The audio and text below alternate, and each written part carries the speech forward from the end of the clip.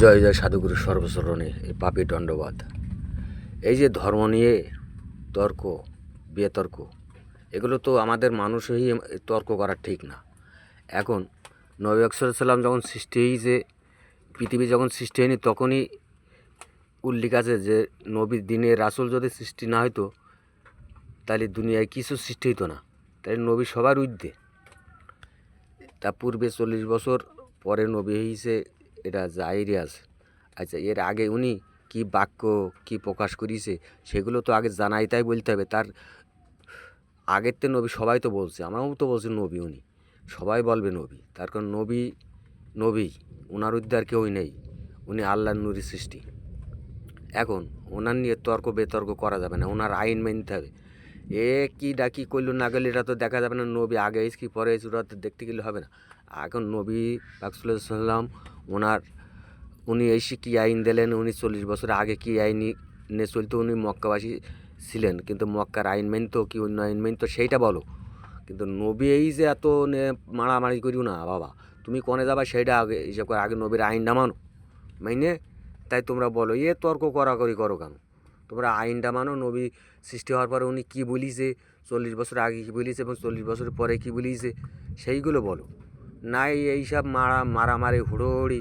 তোমরা নামাজ পড়ছো, আর একজন মন্দিরে যাচ্ছে, এটা মন্দিরে যাওয়া যায় আলাদা, মসজিদে যাওয়া যায় আলাদা, আরেক জায়গায় আলাদা। আমরা যে ফকিররা যেখানে যাচ্ছে এ তো আর ওই মন্দিরে যাচ্ছে না, যে মূর্তি পুজো করছে না। ওখানে যাচ্ছে আমার বাপ মরি যাচ্ছে, কি আর আমার দাদা মরি যাচ্ছে, আরেকজন মারা যাচ্ছে, তার কবরটা জিয়ারত করা হচ্ছে। এই তারের উদ্দেশ্যে যে সেখানে যাওয়া হয়, যে কবর জিয়ারত করতে। আর বাপ মারা গেছে, সেখানে যাচ্ছে কবর জিয়ারত করতে। দাদা মারা যাচ্ছে, কবর জিয়ারত করতে।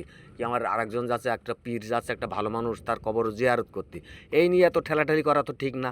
হ্যাঁ, আমরা তার মূর্তি পুজো করছি না।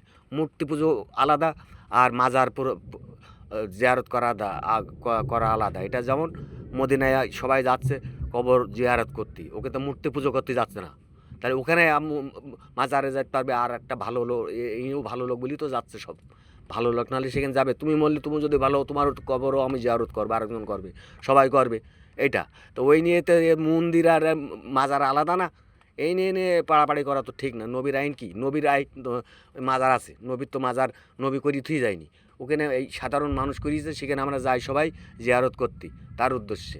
এবার তারার নবী সাল্লাল্লাহু আলাইহি ওয়াসাল্লামের যত আনুগত্য স্বীকার করিয়েছে যারা, তাদের আইন সেই নবীর আইন ছাড়া তো আর কেউ মানছে না।